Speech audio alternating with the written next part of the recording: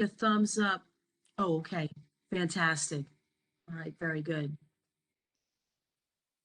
Good evening and welcome, everyone. On behalf of the New Jersey Association for Gifted Children, I'm Mary Arufo. I am the Vice President, Co-Vice President for Membership at NJAGC, and we are delighted to bring you a very special Stories That Connect Us tonight.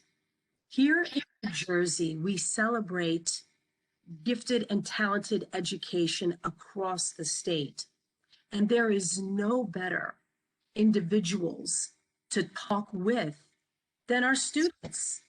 Those individuals that are involved in gifted and talented education programs across the state of New Jersey.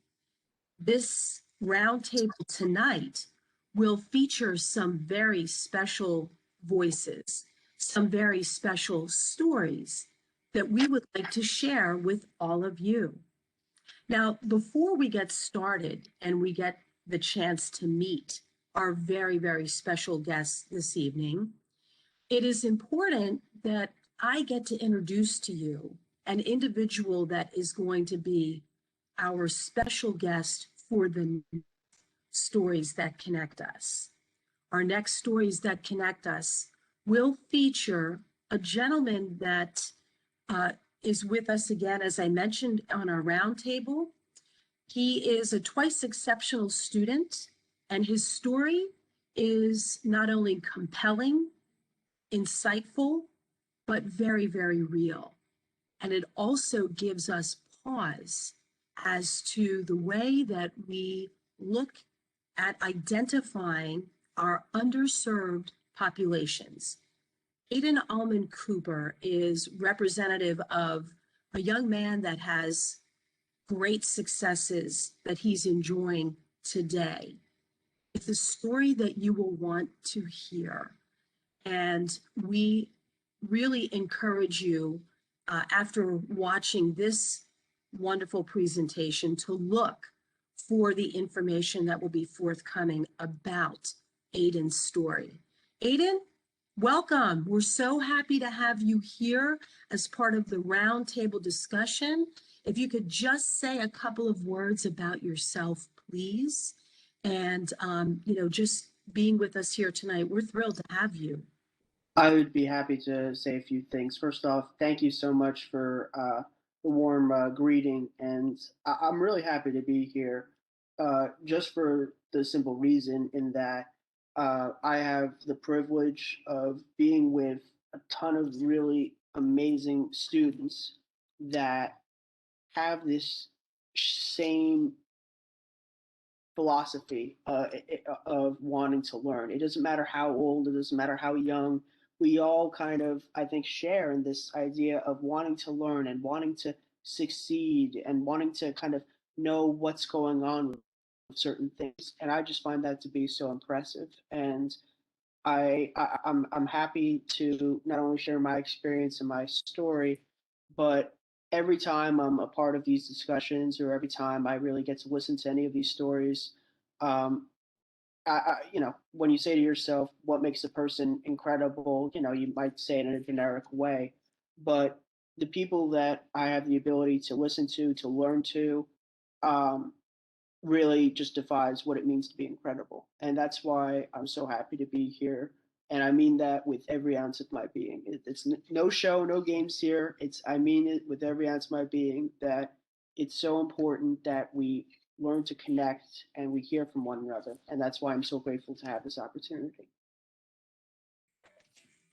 Aiden, thank you so, so much. You'll be, of course, answering some of the questions tonight that we'll be posing to our students. Speaking of students, Aiden, we're going to have our students introduce themselves. And what I would ask of all of our students, we're going to start with our high school representatives first. What I'd like to ask, if you could please just tell us your name, your grade, and where you go to school, where your school is located as well. So I'm going to start first with Meghana. My name is Meghana Stankar, and I'm in 10th grade, and I go to Mala High School.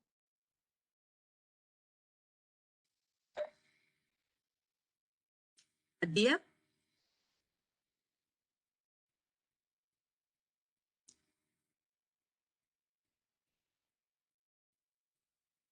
So Adia is having some audio difficulties. Can we go on to the next person? Absolutely. Holly?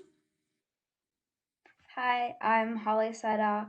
I'm an eighth grader, and I go to school at Kittatinny Regional High School, which is in Sussex County in northern New Jersey. Excellent. Thank you so much, Holly. Next, Hannah.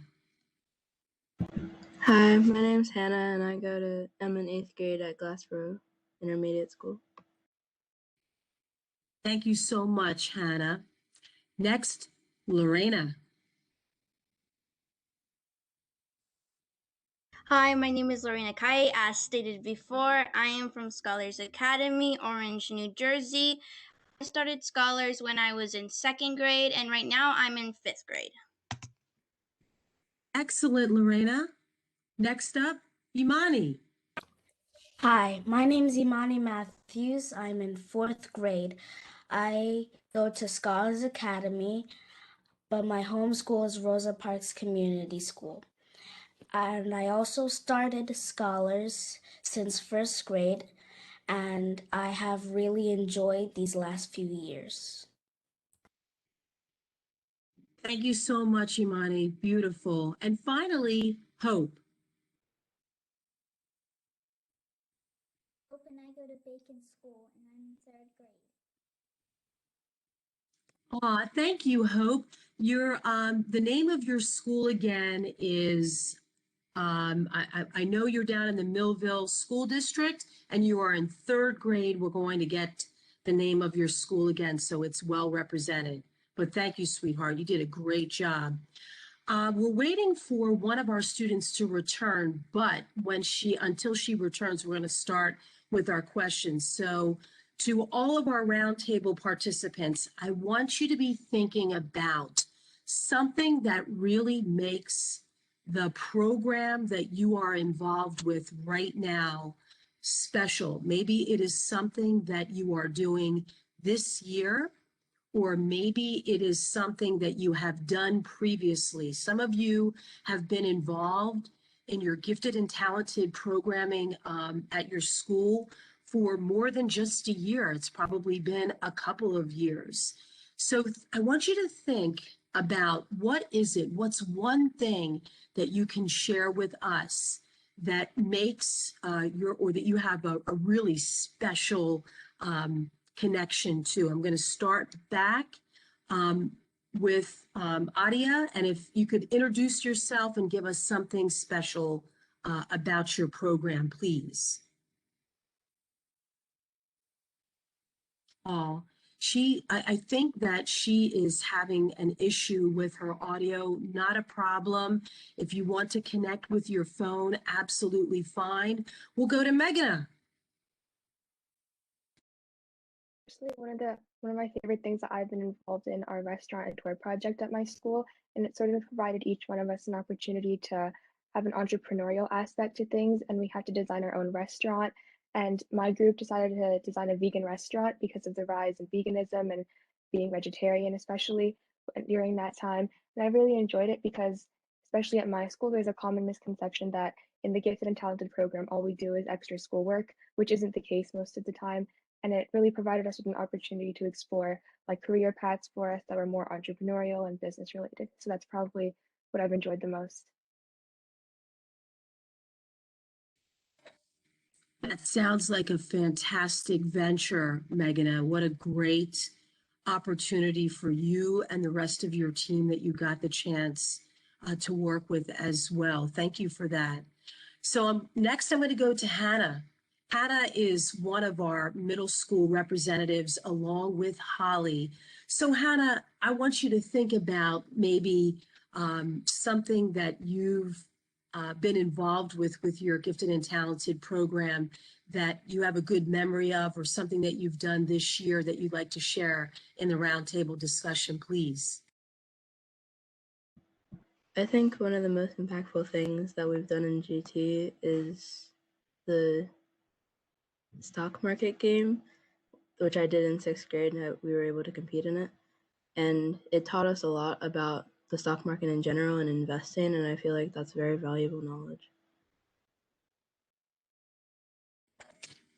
Thank you so much, Hannah. And I happen to know a little bit of inside information about you and your successes in the stock market game, but I will not gush. And I will say that you absolutely benefited from the stock market game. Thank you for that. Holly, how about you? What would you like to share about your program? For me, one of the best things about being in Gifted and Talented is just the ability to think outside the box and really problem solve in a different way. There was one day last year that I specifically remember.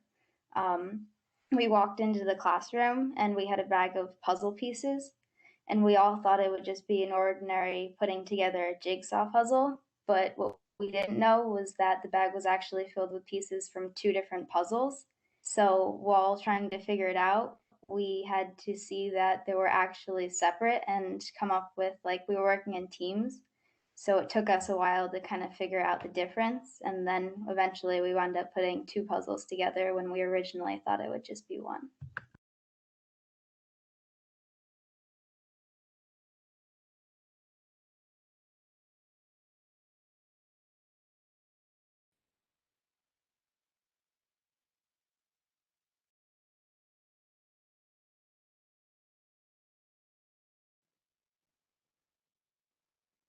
All righty.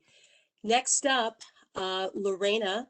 If you could just talk a little bit about a highlight from your Gifted and Talented program, something that you have done this year, or perhaps a year ago that you would like to share with everyone. I mean, there's many things that we did at the Scholars Academy, but one thing I really liked one was this one. It's really huge. I don't know if you guys could see it. It's like so huge. I can't hold that much. I really like this one because we got to record and we got to learn more about the plants. And there used to be plants inside of here, but now they're all dead after, because it was actually my fault. But I learned from my mistakes, and now I know that I shouldn't do that same mistake again. And I really like also about this is because we got to record everything. Like day one, the plant started to grow a little bit. Day two, the pinto bean, oh, it was so huge. Like for my estimation, 8 inches, 9 inches. So I really liked about this part because there's a lot of missions to this one. I already recently did the motor, but this one is most of my favorite. Lorena, you just shared so many great things, honey. I want to thank you for that. Number one, not only did you show the audience what your project was, but you said something that was pretty powerful. You said, I learned from my mistakes. I want you to know that I heard that. I think that's amazing. I also liked that you shared the fact that you were tracking data, that was a part of your project as well. So many great things that you shared with the audience about the work that you've done for this particular project. My hat is off to you and to your teachers as well. Next, I'd like to go to Hope. Hope, if you could share maybe one thing that you're doing this year in your program, or maybe last year, something that really sticks with you. That stick with me was the Ozobots, because I got to code the Ozobots, and my favorite mode that they could go in was the turbo mode. So Hope, can you do me a big favor, honey? I think I heard the Ozobots, right? Did you hear programming? So that's pretty good. I'm not losing my hearing yet. That's good. Thank goodness. I want you to come a little bit closer to your computer, just a little bit, so the microphone can pick up your lovely voice. So I want you to just repeat what you just said, honey. Go for it. My favorite thing about the GT program was last year, the Ozobots, and I got to code them. My favorite mode of the Ozobots was the turbo mode. Very nice, honey. Thank you. Ozobots, I have a little bit of knowledge about them as well. They are so much fun and so cool and involve programming as well. The creativity part of it is really so much fun for anyone that gets the opportunity to do that. Thank you for that, honey. And finally, Yamani, something that you would like to share, please, something that you really enjoyed either this year or last year, the year before. All of them I really, really enjoyed, but the one that I think was the most interesting was I think when in first grade, I think we were doing like a chocolate detective thing. We were trying to figure out who ate the chocolate.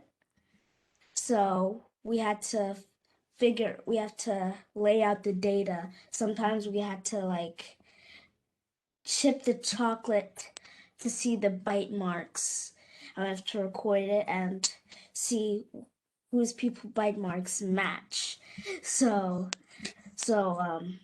after all the recording, when we finally got our answer, we were like, yes, did the work. I think it's this. But we were all wrong at the same time, which, like Lorena said, we learned from our mistakes.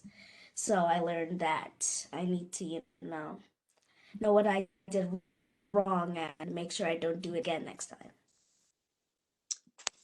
Excellent, Imani. I mean, I think you had everybody here at the word chocolate, but the investigation that you and your team had to do, I think you said something about a bite mark and having to go back and have to research that as well.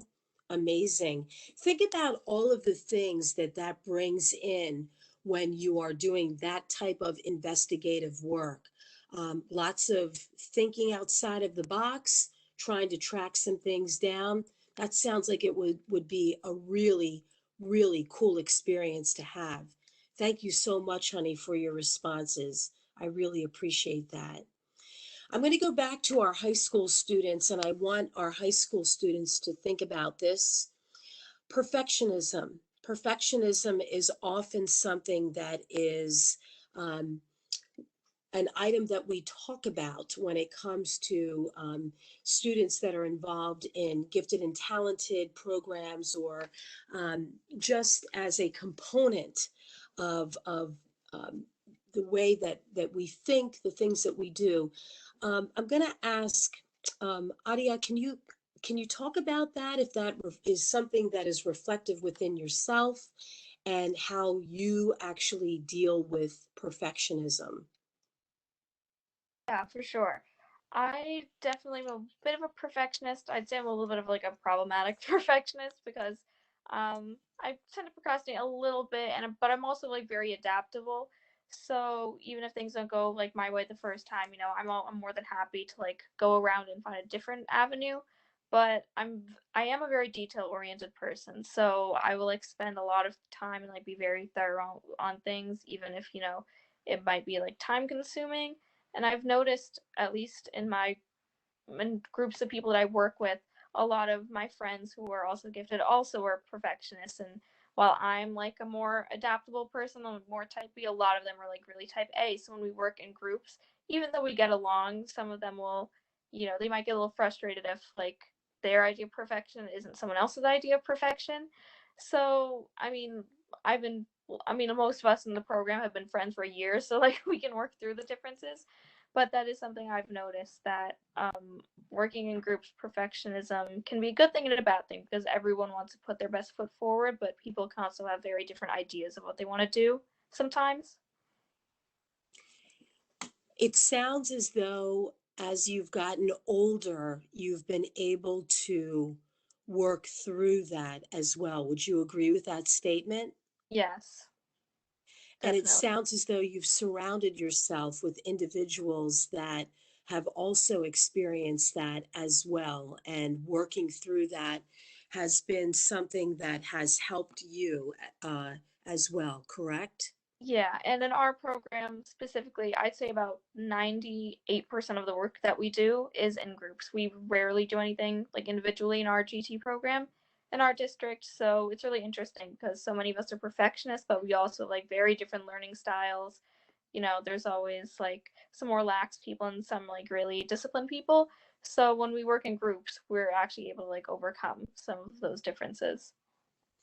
That's really, really good to hear. And you just mentioned something before I go to Megan. I want to actually throw this question out to Aiden. You mentioned learning styles, and Aiden, I want to bring you into this conversation. You are a current college student, and I would love to hear your take on your learning style, the way that you learn best. How is it, and what is it that works best for you? Yeah, thank you for that. I think that it sometimes is hard to for a lot of people to kind of figure out what's their best learning style. What's the best way for me to learn or to gain knowledge of something? Some might say that they learn better visually, or they might be better kinesthetically, hands-on, or through hearing or whatever. For me, it's almost a mix of a lot of things. Like, but I will say I'm not very kinesthetic. I'm not very hands-on. Like I'm not the guy that would be interested in like looking at all of the gears within like a robot or a computer or everything like that. I'm more of the person that enjoys learning through reading and through research and through projects that convey more of uh, the humanities. I'm not necessarily super big, let's say, on science and everything like that, but the best way for me to learn is honestly to have PowerPoints, notes, slides, and everything like that. And what I've learned is that for me, at least, I am a disabled student and I receive certain accommodations and everything like that in order for me to be at a typical level, in order for me to have potential within college. And I learned that just because a student, let's say, gets a PowerPoint presentation or has like a little note card or something like that, that doesn't inhibit or prevent them from having their own learning style or never going to be able to be gifted. I think that that's honestly a good thing. And I think that although there are certain things that we definitely aren't able to do, I think when it comes to learning, we all learn in different ways. And for me, it's through notes, it's through lectures, it's through videos, it's through all sorts of really great things. But then there are some people that learn through like mnemonic devices and like through music and all these different things. Learning is a spectrum. Learning is something that you it doesn't matter exactly how you learn. It more matters the fact that you have that knowledge. And if you're able to get that knowledge through music, through dancing, through painting, through doing lab experiments, whatever it may be, more power to you. There's no better, there's no best way. And if there was a better or best way, that would mean that we were all homogenous, we're all the same. And that would just take the joy out of learning and the joy out of the world. So that's my take on it. Aiden, it's one of the biggest reasons why we have you on the roundtable tonight, for your voice to be heard, as well as the rest of the students that are here representing gifted programs across New Jersey. once again, you alluded to the different strengths, the different talents that you have, and making sure that all of those things in our underserved populations are being taken into consideration and not being overlooked. The successes that we'll have you talk a little bit about towards the end really are to be commended. And I know that even as you move forward in your journey, they will only continue to just pile up because you're doing some amazing things. So thank you for that. I'm going to go back to Meghna, and I'm going to ask her not so much about perfectionism, but again, if you could speak to how you learn best, and what is it, where do your strengths lie as far as the way that you learn? Personally, I found that over the years, I've learned more in a more independent, like self-paced setting, which is why online school is working out really well for me. And when I'm in group settings too, like there are other people who learn in more of like a group setting as well. So I have to sort of work towards kind of finding a common ground between like the two of us. So I think especially when it comes to like independent, fast-paced learning, I hold myself to like a much higher standard because I expect myself to get everything done by a certain deadline. And that combined with like the occasional procrastination like causes a lot of like stress, especially on me personally. So I think like I have to find the common ground between like incorporating my learning style and also taking time for my mental health as well. Meghna, you really touched on so many different points that we strive to really address, discuss, bring to the forefront at NJAGC, the social and emotional well-being of our students, of students across New Jersey and across the United States, is so incredibly important to us. Thank you for stating that as well. The recognition of what it is for yourself that you are just trying to manage and get through. You use the word anxiety. Do you feel that that's something that is more prevalent for you today? Can you speak to that as well? Anxiety is definitely something that I and many of my friends who are also involved in the Gift and Talented program, like it's something that we really struggle with because there's like the added pressure of meeting deadlines specifically for our normal classes, and then there's the added pressure of meeting deadlines and kind of like making sure we don't let the rest of the group down, especially in the Gifted and Talented program, because I think like Adia said earlier, most of what we do is like in a group setting, so we have to make sure that we're meeting all these deadlines and we're kind of being pulled in so many different directions if you count like extracurriculars and everything. Like personally, I'm involved in dance as well, which takes up a lot of my time. And though I really enjoy it and it's like a creative outlet for me, I do have to think about sort of taking a step back from that so I can also focus on my schoolwork as well and my mental health as well to reduce like anxiety and other mental health issues. I admire so much of the words that you're speaking because this is certainly subject matter that we need to address and continue to address, not just in the here and now, but as we move forward, and hearing your voice, hearing you speak about it, really is something that I know will resonate with so many. So thank you so much for just being so honest and open about that. I really appreciate that. There's no quick answer or no bulleted points that I could say to you, but the fact that you are really taking into account your own social and emotional well-being is something that we all applaud and we want every student to be thinking about as well. Thank you, sweetheart. Appreciate that. I'm going to jump down to our middle school students, to Holly and to Hannah. Holly, I want to ask you, you're an eighth grader right now, just like Hannah is. What do you feel are your biggest challenges this year as you are preparing to leave eighth grade in a couple of months and head to high school? You're hearing from your high school counterparts right now.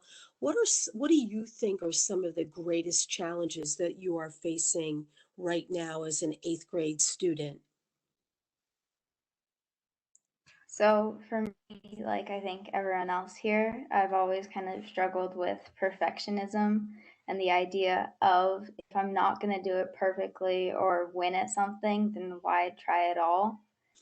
But I feel that the G&T program, I've kind of been able to like overcome that a bit. And a lot of people talk about the difficulty in the transition from eighth grade to ninth grade, but my school district runs K through sixth grade as the elementary school, and then seventh through 12th grade as our middle and high school. So really, I kind of made that transition last year going into seventh grade. Um, but it is still like knowing I'm going into high school next year. I just had to finalize the courses I'll be taking and all. And that was definitely difficult because as someone who's a perfectionist, I did feel like I don't want to pick the wrong thing, and I just like wanted to make sure that what I was doing was the right choice. But I think definitely the gifted and talented program has helped me overcome some of my issues with wanting to be perfect. Again, Holly, I am so grateful for your honesty and just speaking about what you think about as you're selecting courses to go on as an individual in high school. And I think that when we talk about what those challenges are, you've really just sort of set that table and said, well, this program has helped me to recognize that. Do you have aspirations for the future, Holly? Are there things that you think about that you strive to become in terms So of, let's say, go ahead, I'm sorry. that's another challenge I face because I feel like I've always been like generally good at everything, but I wouldn't say there's something that I'm more like incredible at than everything else. So I've always kind of struggled to know what I want to do and like what my life purpose is. And there are of course some things that stick out to me more than others, but really I like haven't found exactly what I want to be yet. But I definitely have goals academically speaking. I'd like to be the valedictorian, which I know is years ahead, but that's something I aspire to do. I'd like to go to a prestigious college and all that. So I definitely have goals, just nothing really super specific yet because I'm still trying to figure everything out. Those are commendable goals, Holly. They really, really are. And as you journey forward, I think everyone that is here, that is tonight in this discussion, that is in education, would remind you to always reach out to talk to individuals that are supportive of your journey, to know that you have that support and to talk about it and to make sure that you keep yourself in check too. I think you're going to be amazing at wherever life takes you. I really do. Hannah, I'm going to go to you next. Hannah, what do you think are some of the challenges? What have been some of the challenges for you this year, and and especially as you are moving forward to become a freshman in high school? Hi. I think I'm most challenged by avoiding overthinking questions, which is, I believe, is an extension of perfectionism. And I also struggle with maintaining school and relationships to further what Megan said about mental health. I feel like that's a big struggle to maintain both relationships and school at the same time. Wow, Hannah, I mean, even uh, just hearing you speak about this and the fact that I know you as well as I do, the um, just the sheer honesty in your answers and knowing, I think we all can agree that maintaining that's the student relationships and the work that's involved with school, it is challenging. There's no question about it. There is absolutely no question about what you speak of. And again, commending what you've just said and bringing it to this roundtable discussion and reminding each one of us here tonight of the importance of our social and emotional well-being and why it is so important to step back, to pause, to breathe, to find the things that give you a joy and comfort. So thank you for that. Thank you for, again, your honesty in sharing that in the roundtable discussion this evening. So I appreciate that so much. I want to go to our elementary students and I want to talk a little bit about wish lists. Imani, let's talk about something on a wish list that you might have for Scholars Academy. If you could add one more thing to the program at your school, what might that be? I would add an art class to the GT program or cooking class because people can express their feelings through food or art. Like a painter can make an interesting or scared painting, and a cook could make a sweet, happy, or bitter, angry dish. Imani, I love those ideas, and I know I love to cook. I probably don't cook as well as you do. I'm sure that you're very, very good at it. But what great ideas to bring into a gifted program. I love them. They are fantastic. Thank you for that. I'm going to go next to Hope, and I want to hear maybe one or two ideas that maybe Hope is wishing for in the Millville School District. What do you think about that, Hope? I would add more robotics because I love robots. I love robotics too, Hope, like the best, right? Go ahead, honey. The reason why I want to add robots is because I can use recycled parts to make some. Yeah, I mean, you could be like Holly. Remember when Holly said a couple of minutes ago that she and her team opened up this gigantic bag of puzzle pieces? Well, when you have to construct a robot, you get all the pieces, and it's up to you to put those all together. Then you have to program it. So that would be fantastic. I like that. I hope that everybody in Millville, hint, hint, is listening as well. I have a feeling they're working on it too. I do. And finally, let's go over to Lorena. Lorena, do you have something on your wish list? I mean, like,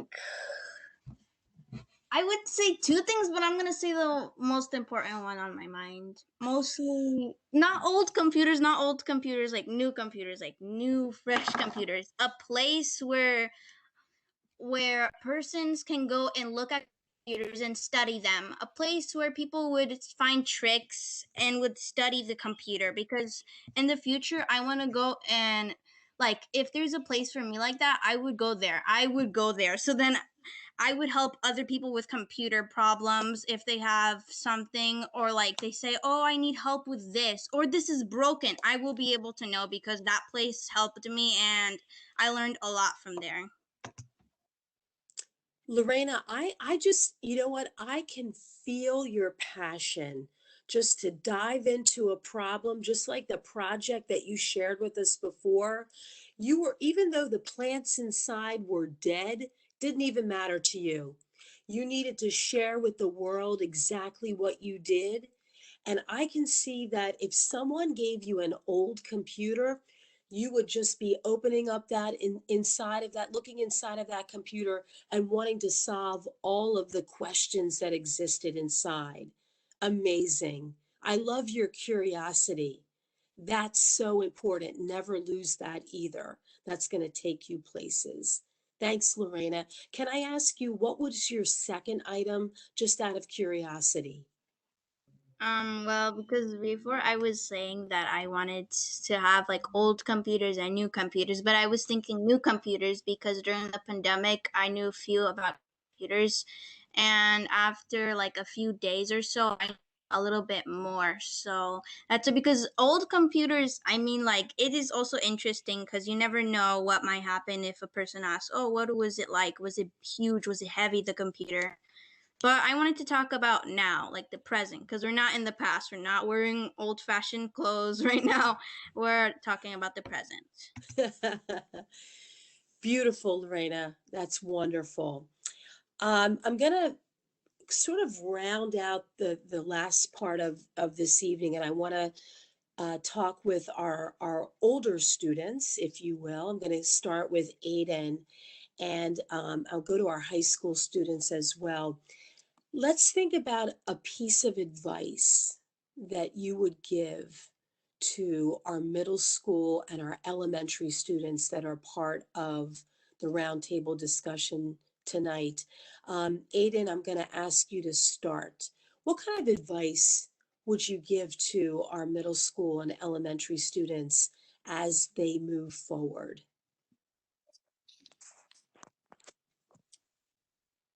I would probably say be kind to yourself and be kind to others. Now, you know, it might have been better to say, work on this or strive to learn better and everything like that. I believe in everybody here. That's the thing. Like, I don't need to say, keep studying, because I know that that's what's going to happen. And even if you don't study, or even if you do fail a test or anything like that, that doesn't mean that you're less exceptional, and that doesn't mean you're not going to be in the program anymore. You're not going to be considered a exceptional student. I don't need to talk about that.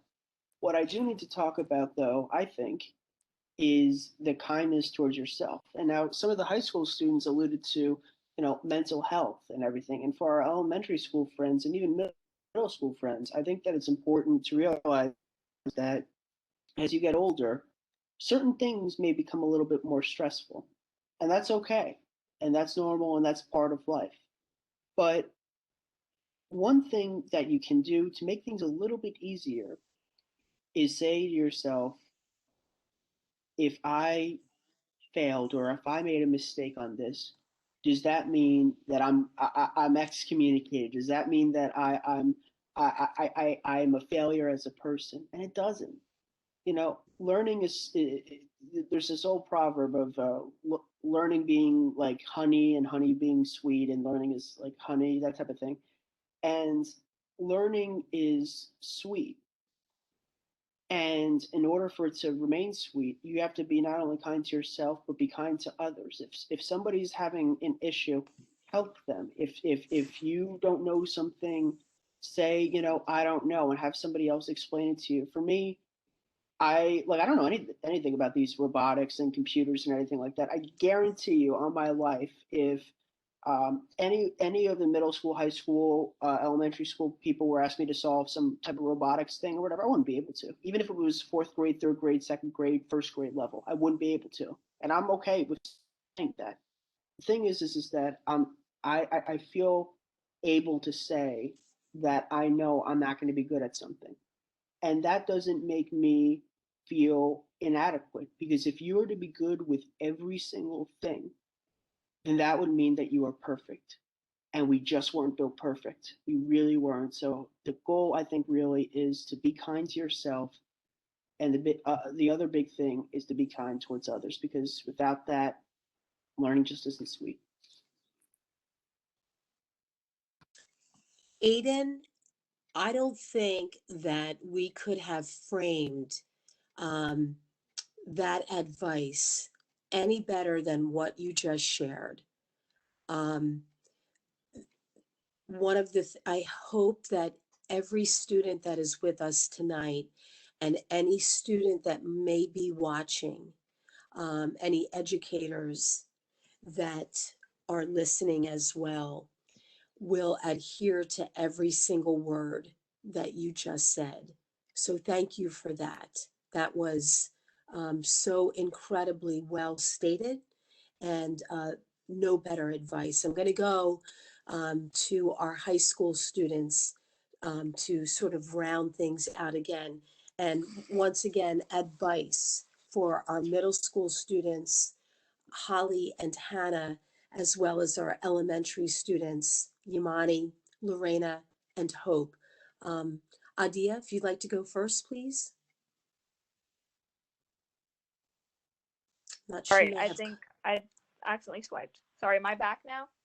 Yes, you are. Okay, I'm back. Okay, good. Sorry about that. That's okay. So yeah, I think Aiden did a really good job of summing it up. Going along with what he said about being kind to yourself, I'd say also pace yourself. I know as like gifted kids, a lot of us like are really like good academically at everything, and we want to take like the most rigorous courses you can. I think it's really important to challenge yourself, but I think it's also important to pace yourself and know that sometimes things might literally not fit in your schedule. So it's okay if you need to like take a day off, or if you need to like say no to someone. I think that's really important. I wish somebody told me that, because I definitely overworked myself in the past, and it's okay. People do it all the time, and I think it's okay to challenge yourself as long as you know your limits and you, like Meghna said, prioritize your mental health and take that time to step out or like go outside and walk. I know being online can be pretty hard all day. So yeah, I'd say definitely pace yourself is something that I would say to younger people. Adia, you just said something that again is so paramount. I wish somebody told me that. And when you say those words, when you give advice, as you're doing right now, all of the things that you just stated are so incredibly important. Allowing ourselves to take that day off or just to step back, just so important for all of us, not just our middle school students and our elementary kiddos that are on the roundtable, every single one of us, without a doubt. What I'd like to just say in conclusion is we first want to thank each and every representative that was part of the roundtable discussion this evening. Each and every one of you made this roundtable discussion very special tonight. You brought forth information as we celebrate Gifted and Talented Month here in New Jersey, some great information about the programs that you are currently involved in. But you also brought to the table things that are and very important for us to hear in the here and now and to take forward with us. We want to also thank our special guest, Aiden Alman Cooper. His words, his story will be coming up very soon. Please look for this, listen, join us on that one-on-one interview that I had the very distinct pleasure of conducting with Aiden.